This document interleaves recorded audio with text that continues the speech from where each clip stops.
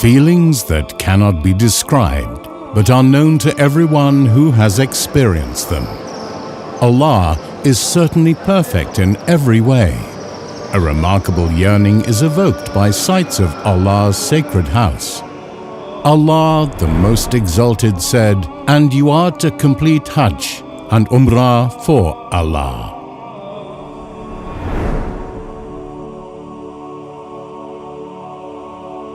Before performing Umrah, it is encouraged to perform ghusl and cleanse oneself by removing underarm hair, removing pubic hair, cutting one's nails, and applying fragrance to one's body, but not one's ihram garments. With whiteness like that of a sinless record, male Umrah pilgrims wear an izar, garment for the upper body, and a rideh, garment for the lower body. As for female Umrah pilgrims, they are to wear attire that is appropriate for Allah's sanctified house, which keeps them covered and not exposed. This journey of splendor begins from the Miqat.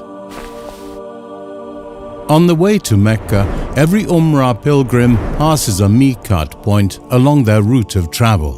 The Miqat points with respect to place are Thul Hulayfa, Abiyar Ali for the people of Al-Madinah, Al-Juhfa, Rabih for the people of Ash-Sham, Karnul Manazil Asailul Kabir for the people of Najd, Yalamlam As-Sa'diyya for the people of Yemen, Dhatu Irq for the people of Iraq. These Miqat points are for their residents, as well as all others who come to them from elsewhere. Residents of Mecca assume ihram from any boundary of Mecca's inviolable precincts. Part of the sunnah is that if traveling by land, one should pass through the applicable Miqat point. There one should intend to assume the state of ihram for Umrah, and he should say, Labbaik Allahumma Umraten. O Allah, I obediently respond to your call to perform Umrah. Additionally, if one fears being unable to reach Mecca, it is permissible to add, if something prevents me from going further, then I will exit the state of ihram where you stop me. If passing a Miqat point by air or sea, it is obligatory for one to intend assuming the state of ihram in line with the Miqat point. And it is not permissible to pass the Miqat without intending to assume the state of ihram. Upon assuming ihram, an Umrah pilgrim must avoid particular acts that are prohibited while in that state. 1. Shortening or shaving hair from the head or any other part of the body. 2. Clipping nails. 3. Applying fragrance to one's body or clothing. 4. Men wearing garments specifically tailored to fit the entire body or any portion of it. 5. Men covering their heads with something in direct contact. 6. Intercourse or its precursors. 7. Killing land-dwelling game animals. 8. Women wearing gloves or a covering affixed to the face that leaves an opening for just the eyes. 9. Carrying out marriage contracts or proposals. With feelings of reverence and love for Allah, Umrah pilgrims enter Allah's sacred house.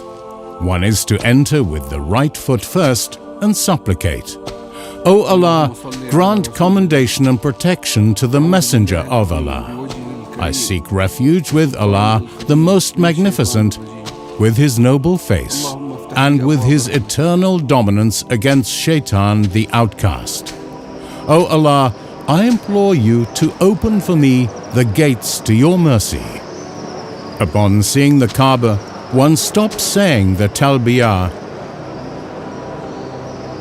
and one then proceeds to the corner of the Kaaba in which the black stone is situated to begin tawaf from that point. The sunnah for men is to wear the upper garment wrapped from beneath the right armpit, leaving the right shoulder exposed, while both ends of the garment cover the left shoulder.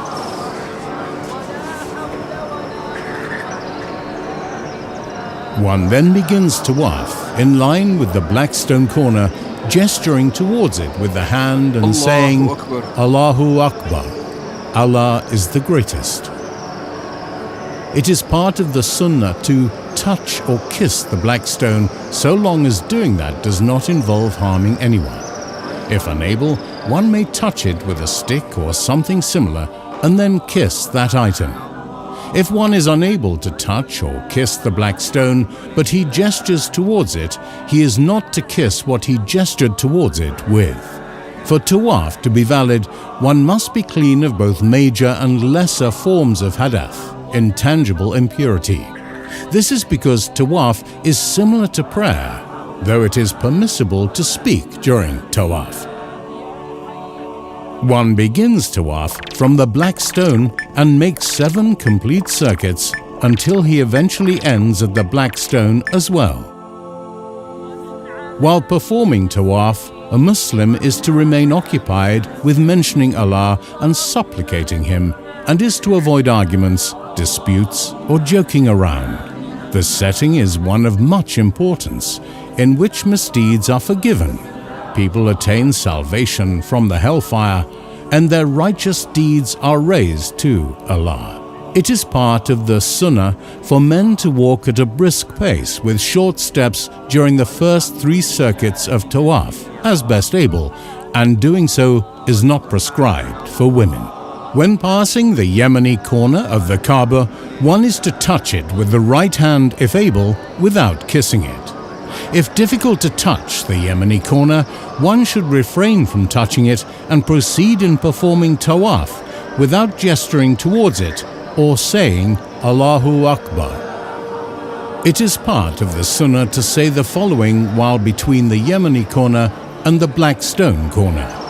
Our Lord, grant us good in this world, grant us good in the hereafter, and protect us from the torment of the hellfire. Upon completing the 7th circuit of tawaf, men are to cover their exposed shoulder, and all Umrah pilgrims, men and women, are to perform 2 units of prayer behind the Maqam Ibrahim, if able. Otherwise, the 2 units can be performed in any part of the mosque. After Suratul Fatiha in the first unit, one is to read Kul Ya Ayyuhal Kafirun, Suratul Kafirun. And in the second unit, Kul Huwallahu Ahad, Suratul Ikhlas. Umrah pilgrims then proceed to the area for performing say.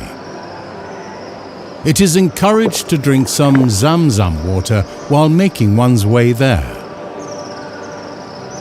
Then one ascends As-Safa hill while saying, We begin with what Allah began with, and while reading the statement of Allah. Indeed, As-Safa and Al-Marwa are among the defining marks of Allah's religion, which He designated as sites where He is to be worshipped.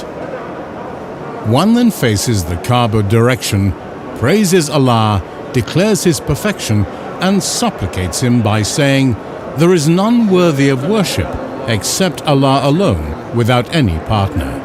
To Him alone belong all dominion and praise, and He is able to do all things. There is none worthy of worship except Allah alone. He fulfilled His promise, aided His worshipping servant, and defeated the alliance of enemies by Himself. That is to be repeated thrice, and one is to supplicate in between as he would like. One then descends from As-Safa and heads towards Al-Marwa while mentioning Allah and supplicating Him as best able. It is part of the sunnah for men only to run in the portion between the 2 designated green markers.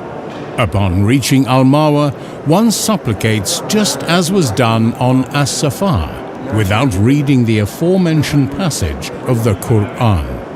That completes 1 out of 7 laps of Sa'i. One then returns to As-Safa in the same manner described.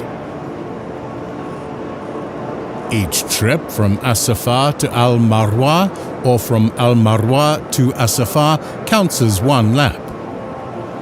one continues until reaching Al-Marwa at the end of the 7th lap. Men exit the state of Ihram by either shaving or shortening the hair on their heads. Women exit the state of Ihram by cutting the length of about a fingertip from the ends of their hair.